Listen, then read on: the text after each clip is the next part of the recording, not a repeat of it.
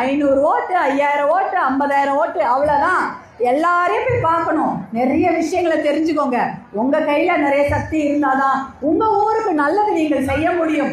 உங்கள் எல்லாருக்கும் நல்லது செய்ய அன்புமணி அவர்கள் காத்து கொண்டே இருக்கிறார். அதை அவர் கண்டிப்பாக செய்வார். அதே போல நீங்களும் அவருடைய பின்னால், அன்புமணி அண்ணன் பின்னால் நீங்கள் எல்லாம் ஒட்டுமொத்தமாக இருந்தீர்கள் என்றால் கண்டிப்பாக நாம் பிள்ளைகளின் வாழ்க்கைக்கு உத்தரவாதத்தை எங்களால் கண்டிப்பாக தர முடியும். நானும் உங்கள் வீட்டு பெண்ணா உங்களோட தான் இருக்கிறேன் என்று இந்த நேரத்தில் நான் சொல்கிறேன்.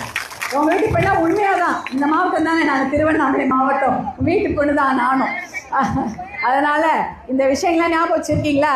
ஒருத்தரும் நீங்கள் போய் ஊரில் 10 பேர்கிட்ட சொல்லணும். இதை நீங்கள் கேட்டது எப்படின்னா, இந்த விஷயத்தை கொண்டு போய் சொல்லுங்க. தெரியாது. பாவம் மகளிர் என்ன பண்ணுறது, ஊரில் இருக்காங்க, அவங்களுக்கு வேலையே சரியாக இருக்கும். தினமே கடன் பிரச்சனை. அடுத்து இப்போ பொங்கல் வேறு வந்துடுச்சு. எப்படிடா ஓட்டுறது? புது துணி எடுக்கணுமா? எடுத்துட்டீங்களா எல்லாரும்? எல்லாம் கையில்.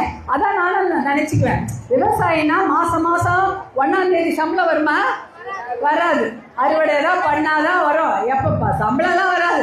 எப்போ போட்டு போய் நம்ம மூட்டையை போடுறோமோ அவங்க அதில் எப்போ கையெழுத்து போட்டு அந்த நெல் மூட்டைக்கு ஒரு செலான் கொடுப்பாங்க, எப்போ பேங்க்கில் விழுவோன்னு தெரியாது.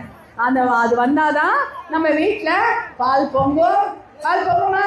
ஒரே சமயம் எல்லாரும் பொங்கலோன்னு கத்துவோமா? அடுத்த வாரம் இத்தனை நேரம் பொங்கல், எல்லாரும் தைப்பொங்கல் பெரும்பொங்கல் இருக்கும். ஒரு பொங்கல் பானையை வச்சுட்டு பயங்கர சவுண்டாக இருக்கும்.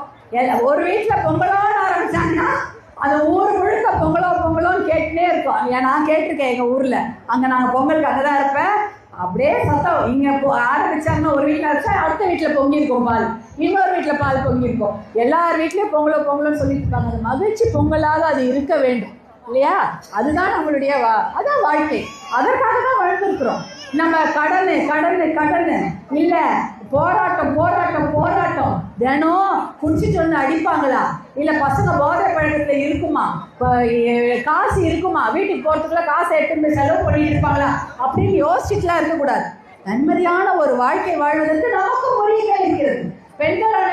பெண்களாகிய நமக்கும் நிம்மதியான, கௌரவமான, கண்ணியமான, அடி உதை வாங்காம, கடன் வாங்காம நல்ல வாழ்க்கை வாழ நமக்கு உரிமை இருக்கிறது. அதற்கு நாம தெளிவா இருக்கணும். தெளிவா இருப்பீங்களா? 500 ரூபாய்க்கும் 1000 ரூபாய்க்கும் எவ்வளோ தப்பு வேணாலும் செய்யுது. அந்த 1000 ரூபாவை கொடுத்து சரி பண்ணி விடலாம் என்று அவங்க நினைச்சிட்டு இருக்கிறாங்க. அந்த நினைப்பை நீங்க தொடச்சி எரிஞ்சிடணும். சரியா? நீங்கள்லாம் ஒற்றுமையா இருங்க. உங்களுக்கு தெரியும் அன்புமணி அண்ணன் உங்களுக்காக